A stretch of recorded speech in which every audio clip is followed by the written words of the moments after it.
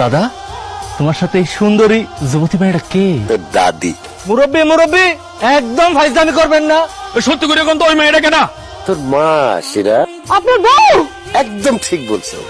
এই হইল আমার নতুন বউ কুলসুমা। বোমা, এই সংসারের চাবি নাকি তোমার কাছে? সংসারের চাবিটা আমরা বুঝাই দাও। একটা কথা কইলেই হইলো, উইরা এসে দুইটা বসতেছেন তাই না? মা, খবরদার কইতাছি, এই সংসারের চাবি তুমি কারো কাছে দিবা না।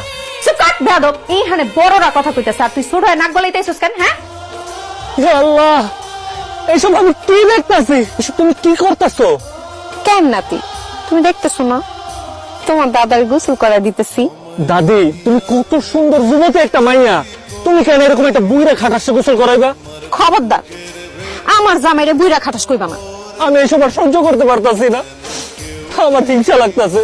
আমার জামাইরে আমি গোসল করে দিতেছি, তোমার হিংসা লাগে কেন? দাদি, একটা কাজ করেন না, দাদারে গোসল করাইয়া দেওয়া হইলে আমার একটু গোসল করাইয়া দেন। খবরদার, ফালতু কথা কবি না। আমার বউ তোরে গোসল করে দিব কেন? জান, কেমন লাগতেছে আমাকে?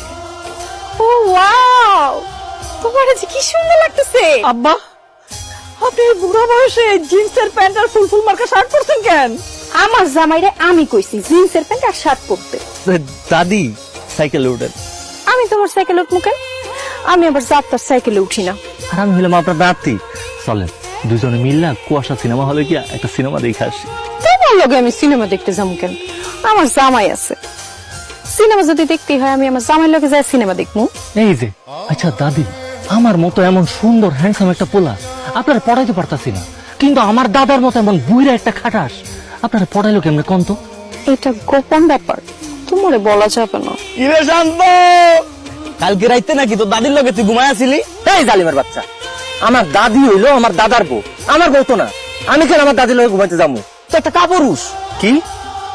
আমি কাপুরুষ মানে? হ্যাঁ, অবশ্যই তো একটা কাপুরুষ। আরে বেটা, তোর দাদা বুড়া মানুষ, এই বুড়া কালে আরেকটা বিয়ে করে লাইছি, অথচ তুই এখনো বিয়ে করতে পারলি না।